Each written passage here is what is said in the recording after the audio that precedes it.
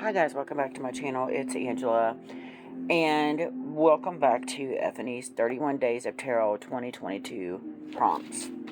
So, because I haven't been feeling the greatest, I haven't been wanting to do these, so I'm going to do a couple days all at once here. I'm actually going to do we did day 23. Now we're going to do day 24, 25, 26, and 27. 27. So 24 is, where would you like to be with your tarot practice in 10 years?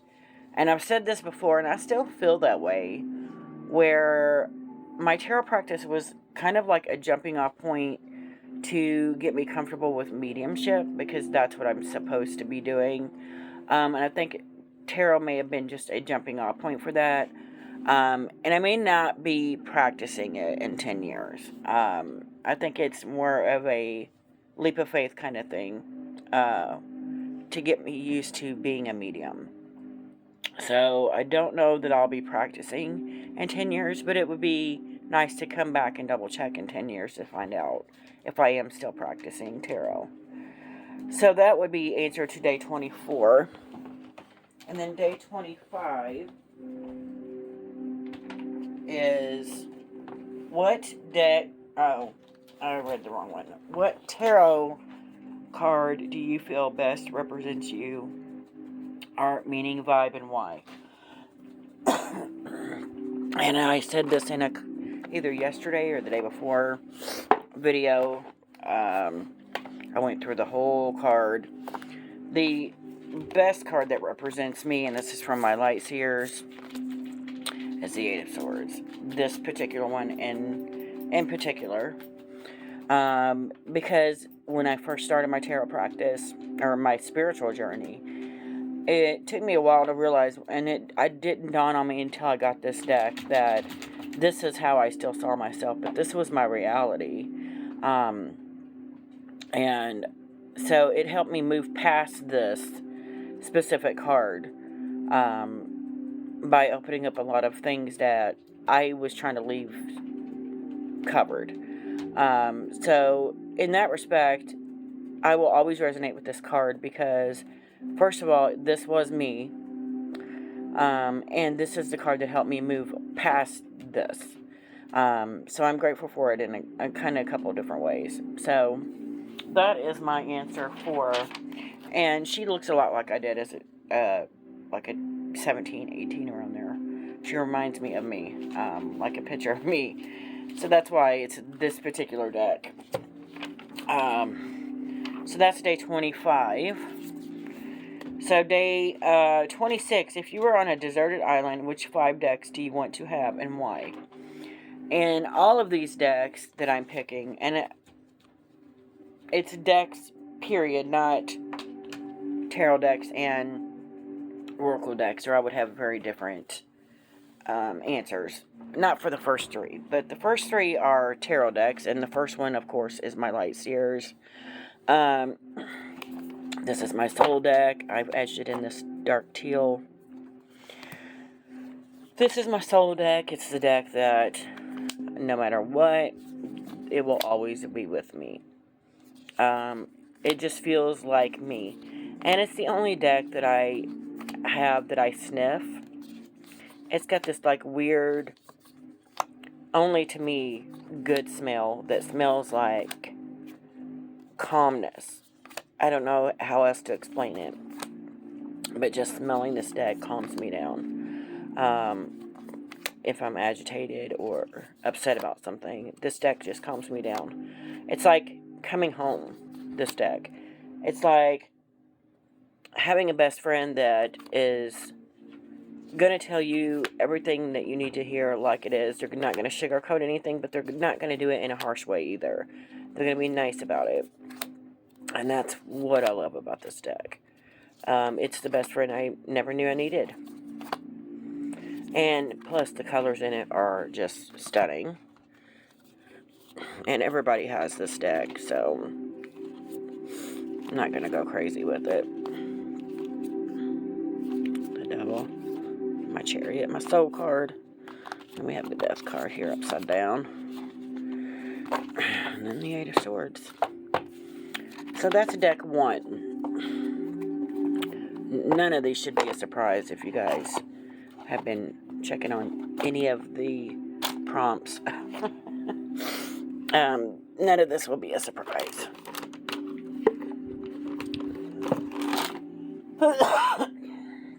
Excuse me. So we have deck 2, and I made a pouch for it. It is the Bone, Stone, and Earth Flesh Tarot. And again, we got the 8 of Swords on top. Interesting. I became obsessed with Anna Torian's artwork when I realized she was the creator of the Oracle of Echoes. Look at that. I bought the Oracle of Echoes. I now have the 2nd edition, which is going to be in this video. And I'm just like, I have to buy everything she has. Like, everything she's done. I don't have her older decks, but I do have this deck. I have the Tarot of the Abyss. As soon as Tarot of Echoes comes out, I will have that as well. She's got a couple other projects she's working on for other people. I've been following that, so as soon as those come out, I will be buying them as well. This is like part 2 of my soul deck. It's almost like this, and I love this chariot. It's almost like the Light Series and this are the yin and yang of each other. They almost have the same vibe, but not quite. The pen is mightier than the sword. I love that. And that's why these 2 decks will forever be in my top 2 because, and I've done a mediumistic read with this card specifically that let me know this deck isn't just for reading, it's for mediumistic things as well. But I love this art. Love her artwork. The colors, just amazing. Look at that headdress. Gorgeous. But, yeah, this is like my second half of my Light Series right here. Hold on. My music stopped. For no reason. And I could never see myself not having both of these decks together. But yeah. That's deck 2. So deck 3...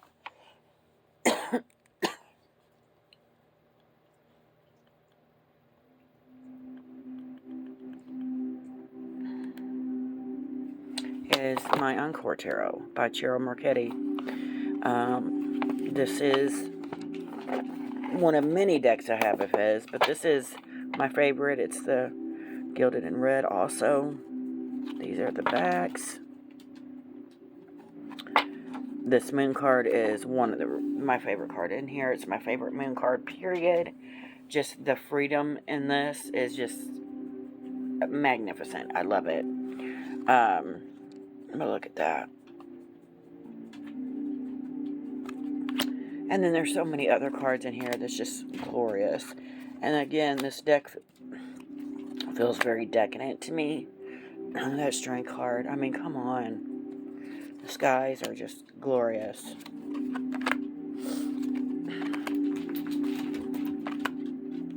This is my deck to have just because it's pretty to look at. It does do readings very well. But this is my, like, show-offy deck, I guess you could say. Because it's so decadent and beautiful. And then the borders on it, the wands are red. The pentacles or coins are green. And all the suits have an extra palace card. This is the palace card for the coins. Just beautiful. The majors are gray bordered.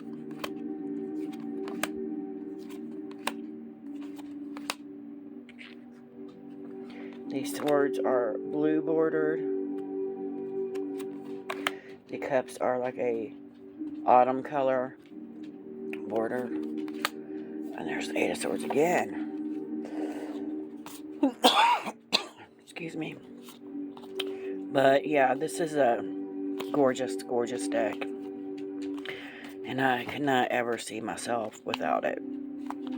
These first three, like I said before, will always be in my number 3. My top 3. Just because if everything goes away tomorrow, I could not see myself not having these decks.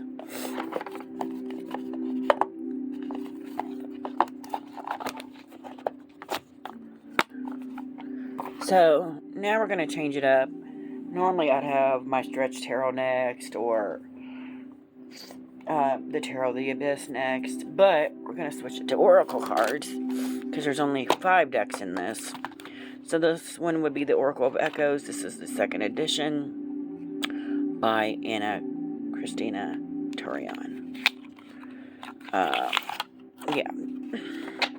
These are the backs. And everybody probably has seen this because everybody's got this deck as well. There was 10 extra cards in this deck. And again, her artwork it does something to me. So deeply. It touches something deep in my soul. When I see her artwork. It's just magnificent. And I love every part of her work.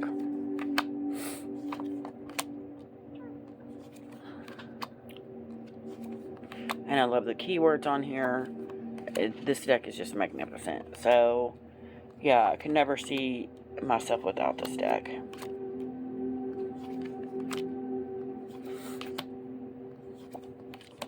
Look at that, just gorgeous. This one, wow. It was my theme words for 2020, and then I got this deck, and this was the first card I pulled out of here, and I'm like, wow, let go. Just crazy. In the same year. Like, it was crazy. And then I've seen, I've had visions of something similar to this. It spoke volumes to me. Break through the monotony, break through your barriers. It was just beautiful. Yeah, this deck is gorgeous. This reminds me of the Fool in the Bone Stone and Earthflesh Tarot. It's almost like, when in the Fool, she's peeking out into the tree, into the night, into the universe. And this is like after she went through it. Which I think is beautiful. It's like a part 2 to a movie that ends it. Self-involved. Just beautiful, beautiful. Beautiful deck. So that is the 2nd edition for that moon. She can surely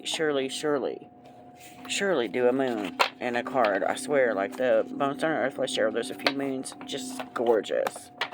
And I love the moon, so that's just beautiful. So here we have the last deck. It's deck 5.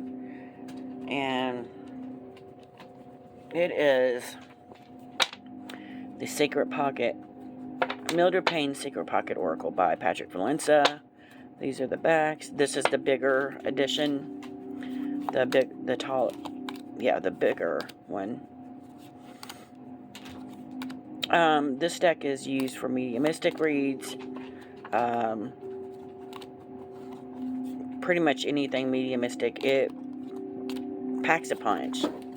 And it proves itself to be, like, super accurate. So, that's why and it's simple as well. So that's why this deck is in this top 5, because I've had some amazing readings with this deck. Amazing insights as well. And it was just like, that's crazy, because you wouldn't think something so simple looking would pack such a powerful punch, but it does. And that's why it's in my top 5. Yeah.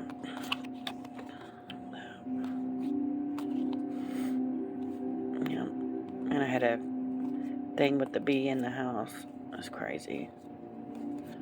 If you see my walkthrough of the Journey of the Sacred Bee, yeah, it's crazy.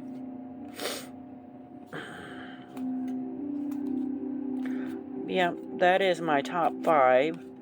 And the answer to day, what are we on? Day 26. If you are on a deserted island, which 5 decks do you want to have and why? And that's my 5 decks. They all serve a specific purpose. They're all beautiful, and I could not ever see myself without these decks. So, we're going on to the last one we're going to do for today. And it is Day 27. What's your Sassiest tarot deck and why? I know I've talked about this deck as well. I don't think I've showed it in this video, any of these videos, yet. But it is the Tarot de la Nuit by Alexandra B. Bach, Carol Ann Eisenhazy, and it's published by Los Scarabero. It's a 2-part box. This deck is beautiful. Comes with a little book, and it's actually got a companion oracle deck coming out. I think it's still not available on Amazon, but these are the backs. Gorgeous. This deck, it seems to be more of a darker gothic type deck. It's got what you would think of as maybe a vampire in it, and a couple other things, fairies, mermaid, but it's like a dark mermaid, like the mermaids in Pirates of the Caribbean. Like, she's got a skull right here. Like, that's crazy.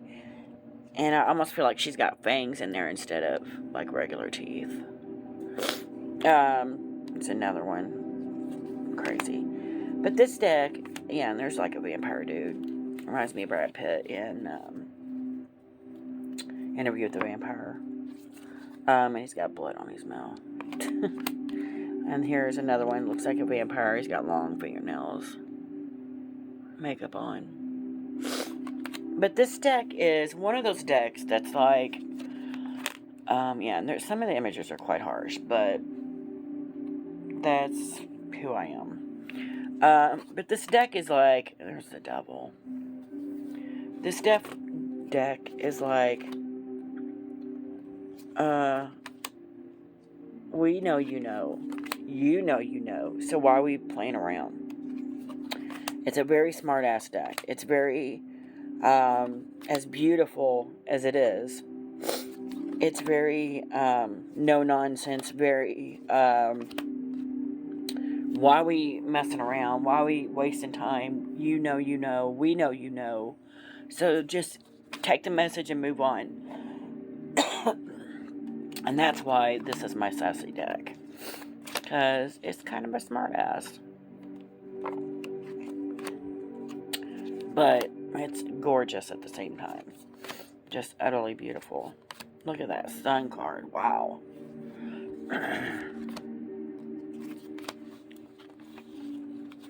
Yeah, it's super beautiful.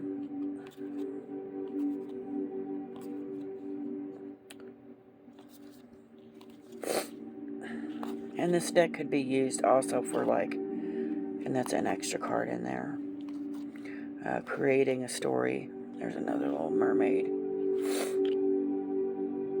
And she's fighting some kind of alien, tentacled alien down there. But yeah, this is a gorgeous, look at the moon. Gorgeous, gorgeous deck. And it's beautiful. And I love it, and that's all I can say about it. But that is the Tarot de la Nuit, and the answer to question, or day 20, I forgot what day I'm on.